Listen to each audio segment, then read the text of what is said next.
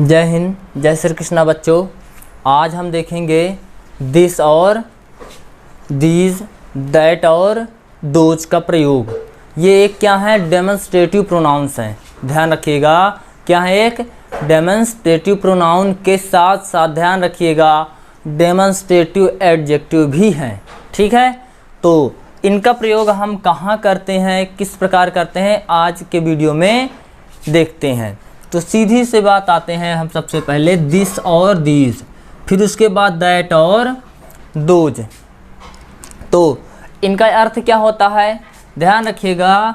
This का अर्थ क्या होता है, यह है। दिस का अर्थ क्या होता है, यह है। और दैट का अर्थ क्या होता है, ध्यान रखिएगा, ये।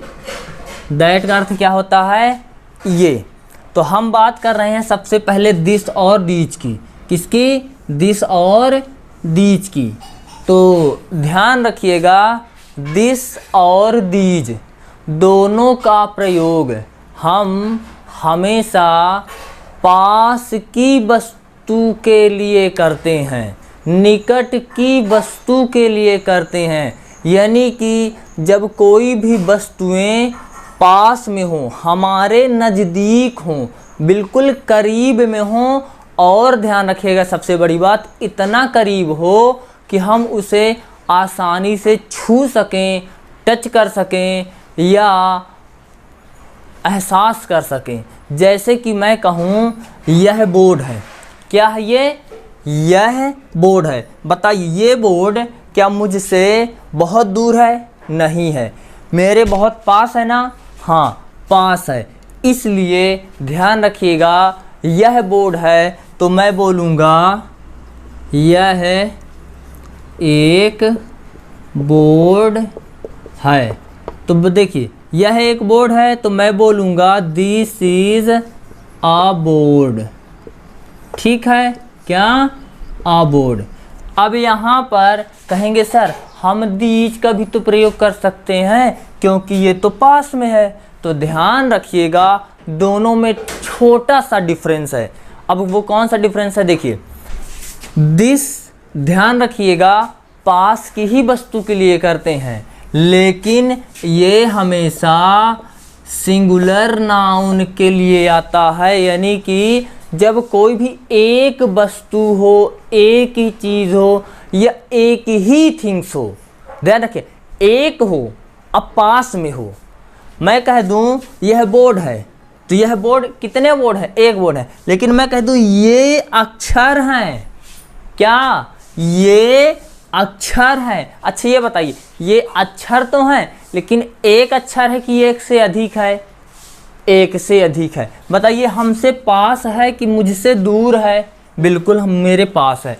तो इसका मतलब ये हुआ कि दिस, ध्यान रखिएगा, पास की, निकट की या करीब के लिए होता है, लेकिन एक वस्तु, एक चीज़ या एक ही थिंग्स के लिए करते हैं। लेकिन दीज पास की ही, निकट की ही, करीब की वस्तु के लिए करते हैं, लेकिन एक से अधिक वस्तु के लिए करते हैं। तो ध्यान रखिएगा, दीज क्या, प्लूरल नाउन के पहले आता है। किसके पहले, प्लूरल नाउन। अब ये ध्यान रखिएगा, चाहे वो काउंटेबल हो और चाहे वो अनकाउंटेबल हो, यानी कि चाहे हम गिन सकें या चाहे हम ना गिन सकें, दोनों ही कंडीशन में दिस और दीज का प्रयोग पास की, निकट की या करीब की वस्तु के लिए हम करते हैं।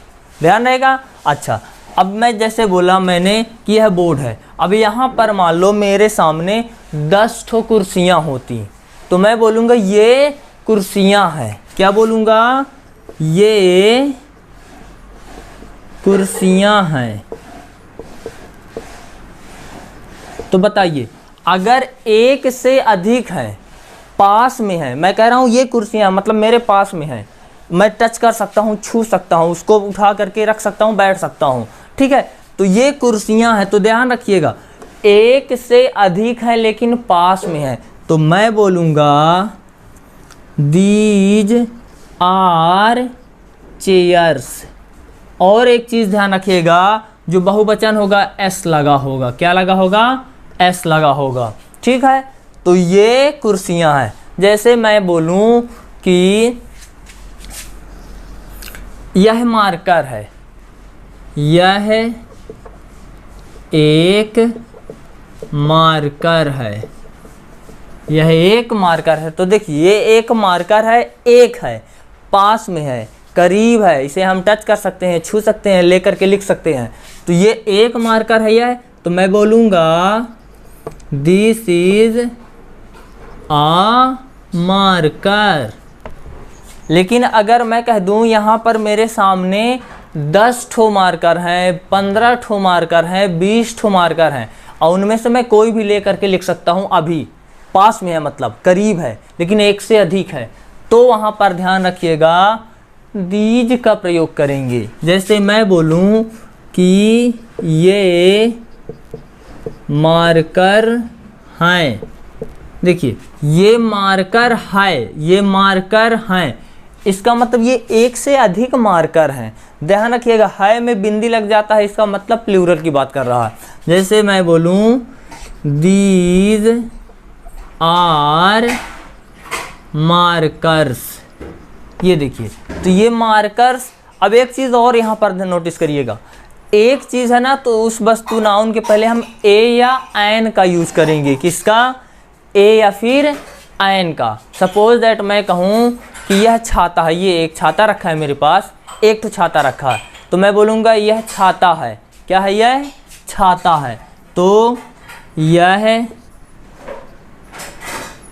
एक छाता है, यह एक छाता है। तो इसको मैं क्या बोलूँगा?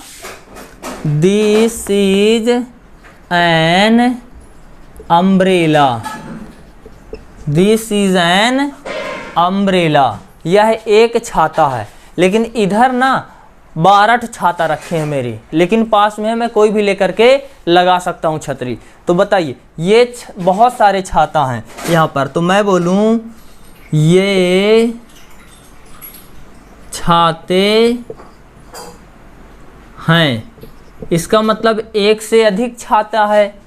एक से अधिक है तो ध्यान रखिएगा, यानी कि प्लूरल है, उसके पहले ए और एन तो बिल्कुल नहीं आएगा। दा के बारे में सोचेंगे, अगर हम पहले जानते हैं तो दा, नहीं जानते हैं तो नहीं आएगा। तो ये छाते हैं, तो बोलूँगा दीज आर अम्ब्रेलाज। ठीक है ना, अम्ब्रेलाज। तो ये हो गया दिस और दीज का प्रयोग। बताइए दोनों में कहीं दिक्कत? तो दिस और दीज दोनों ध्यान रखिएगा, पास या निकट या फिर करीब की वस्तु या व्यक्ति के लिए हम करते हैं। यानी कि जब कोई भी वस्तु पास में हो, नज़दीक हो, करीब हो, लेकिन एक वस्तु हो, तो एक से अधिक वस्तु हो, तो दीज का प्रयोग करेंगे। तो दिस और दीज में मेरे ख्याल से कोई दिक्कत नहीं होगी, आप लोगों से अच्छे से बनेगा। इतना क्लियर हुआ?